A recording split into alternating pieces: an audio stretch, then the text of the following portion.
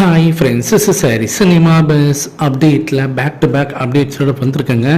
First of all Rajini சாரோடைய லேட்டஸ்டான புகைப்படம் பார்த்தினாக்கா இப்போ ஆன்லைன் சோஷியல் மீடியாவில் வந்திருக்கு. சமீபத்தில் வனிதா அவர்கள் அவங்களுடைய படம் ஒன்று இப்போ ரிலீஸ் ஆக போகுது அடுத்த மாதம். அந்த படத்தோடைய ப்ரொமோஷனுக்காக ரஜினி சார்கிட்ட போயிட்டு அவங்க வீட்டில் போய்ட்டு அவரோட பிளெஸிங்ஸ் வாங்கிட்டு வந்திருக்காங்க. ஸோ அந்த புகைப்படம் தான் ரஜினி சாரோடைய இப்போ லேட்டஸ்ட்டு புகைப்படம் நம்மளால் பார்க்க முடியுது.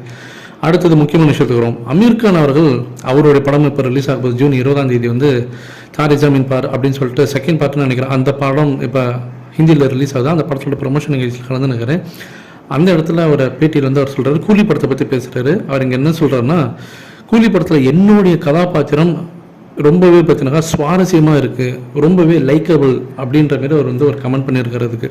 கண்டிப்பாக எல்லாராலையுமே அந்த ஒரு கேரக்டரை பார்த்தினாக்கா ஒரு லவலபுளாக இருக்கும், எல்லாருமே அதை விரும்புவாங்க அந்த கேரக்டரை அப்படின்ற மாரி அவர் வந்து ஜஸ்ட் ஒரு ஸ்டேட்மெண்ட் கொடுத்துருக்காரு. ஆனால் இதில் ஹைலைட்டான விஷயம்னா, இன்றைக்கி வரைக்கும் சன் பிக்சர்ஸ் வந்து அமீர் கான் இந்த படத்தில் நடிக்கிறாருன்னு சொல்லிட்டு எங்கேயுமே அஃபிஷியலாக சொல்லவே இல்லை. ஆனால் அவரே அமீர் கானே நான் இந்த படத்தில் நடிக்கிறேன், என் கேரக்டர் நல்லா இருக்கும், என் கேரக்டர் வந்து பார்த்தீங்கன்னாக்கா ஒரு சுவாரஸ்யமான ஒரு கேரக்டர்னு அவரே பேட்டியே கொடுக்க ஆரம்பிச்சாரு. ஆனால் இன்றைக்கி வரைக்கும் சன் பிக்சர்ஸ் இதை பற்றி வாயை தரல. அட்லீஸ்ட் இப்போயாவது அவர் நடிக்கிறாருன்னு நீங்களே சொல்லிவிடுங்க. இதுக்கப்புறமாட்டா அதை மறைக்கிறதுன்றது சாத்தியமே இல்லை.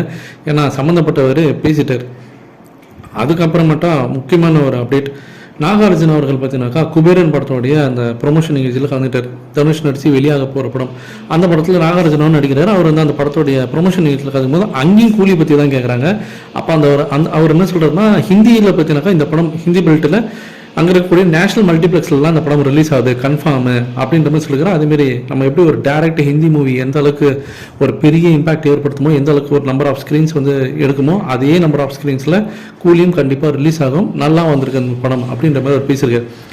மற்ற நடிகர்லாம் வெவ்வேறு படத்தோடைய ப்ரொமோஷன் நிகழ்ச்சியில் கலந்துக்கிறாங்க. ஆனால் அங்கே கேட்கக்கூடிய கேள்வி எல்லாமே கூலி படத்தை பற்றி தான் இருக்குது. அப்போ இதுலேருந்தே நீங்கள் தெரிஞ்சுக்கலாம், தெலுங்கில் ஆரம்பித்து பாலிவுட் வரைக்கும் கூலி படத்துக்கு எந்த அளவுக்கு எக்ஸ்பெக்டேஷன் எகிரி இருக்குன்றது உங்களுக்கே தெளிவாக தெரியும் ஃப்ரெண்ட்ஸ்.